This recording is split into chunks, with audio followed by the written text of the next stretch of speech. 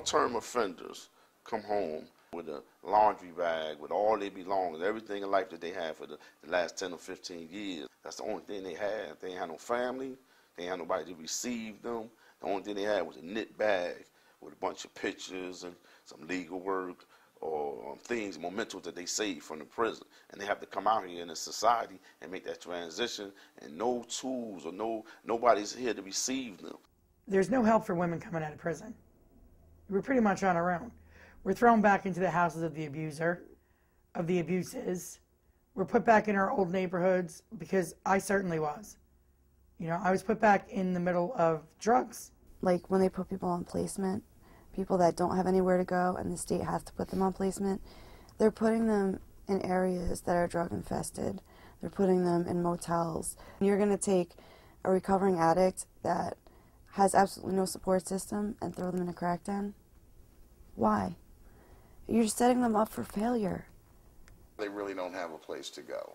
So they may get an old girlfriend that says, okay, you can stay here for 2 weeks. Now an aunt says you can stay here for 2 weeks. And they're bouncing around and there's no stability. They may be with a sister this week and be with a brother the following week, or be with a girlfriend, or even sleeping in the hallway. I had a friend that was released that had nowhere to go, and I didn't have anywhere for her to go either. I mean, I was sleeping on a couch in a church office. I don't have a place to stay. You know, I don't have a stable environment of my own. Like, I could probably go lay on my mother's couch, but who wants to do that? I'm a 40-year-old man. With so many doors shutting and not enough opportunities, then where's that going to lead me? What am I eventually going to be forced to do? If you don't have a place to live, no matter how much desire you have, that desire gets crushed when, before you can be concerned about a job, you're looking for a place to just have a roof over your head. So if we don't put in place some type of housing and be able to create jobs for them, they are going to go right back. That circle is going to go right back, and they're going right back into jail. They can sleep there. They got a bed. They can eat. They won't be hungry. It's better than being on the street. Do you know what the need is? It is horrible. We have to say no majority of the time. Reentry issues and the lack of resources is overwhelming. When you think about barriers and people coming out, most housing is private, regular housing, right? And the challenges with accessing that are that you're working with individual landlords. It tends to be very expensive. Transportation can be a challenge to get to places. For people with criminal justice backgrounds, they can't access if they have a felony conviction up to a certain amount of time. Often they can't access until a parole violation is complete. You can't access public housing if you have a drug conviction. I'm talking about a guy like myself who I sold drugs for a long time. That's my charge. And with that, in the system, you're not entitled to any kind of welfare benefits, cash welfare benefits. You're not entitled to any kind of TRA housing. So that puts us at a clear disadvantage. A lot of people coming home to no family. And if we don't have housing in place for them, they're going to the shelters. The same people that I'm talking to one day in jails are the same people that you're talking to the next day in shelter when they get out. So the effects that happen from institutions like jail onto shelters are that everybody gets sucked into the same type of social issues going on, and it tends to be a really combative, unsafe, challenging place to be. They're not supposed to let you or release you from prison unless you have an address. So they're like, all right, we'll put you in the shelter. Did good there for a little while until I came across these two girls that asked me one day, could I get them some heroin? And of course I said yes. Shelters make you leave in the morning. You can't come back until 5 p.m. You know, so you're looking at people then that are carrying around everything that they own between all the daytime hours. Go out and try to find a job. If you can't come home after 4 p.m. in the evening, you know, or 5 p.m. in the evening, you need to do interviews. What if you find a nighttime job? You can't take that, or you lose your place to live. So it is a real challenge. So the next best thing for them to do is hit the streets. I liked being outside. I liked knowing that I was safe. My back was against the wall. I could hide, sleep behind a dumpster. I survived on potato chips out in the street and Kool-Aid. People really think that I chose that life. You know, they're like, well, you don't have to be out here. You could go home anytime. But I couldn't. I didn't know how to stop doing drugs. Transitional programs usually has a time limit. It's funded by somebody that says you can have 6 months, 12 months, 18 months to work on getting somebody to the point where they can survive on their own. This program is an 18-month residential program. We want an individual to be able to leave prison, be able to come to a place that they can call home. Our clients have their own bedrooms. They have a kitchen, an eating kitchen. They can cook.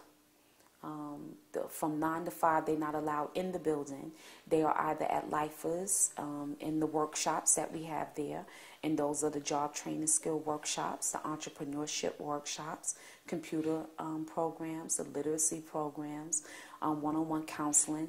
A lot of the problems that they're facing now is the drug use, the drug abuse. Addiction is a chronic recurring disease like hypertension and diabetes. So with addiction disease, you have to be very aware every day of your life of people, places, and things, who you talk to, where you go, what your job is. The treatment isn't a medical treatment. It's a kind of a brain treatment. It's a healing environment driven by the very people who are supposed to be healed.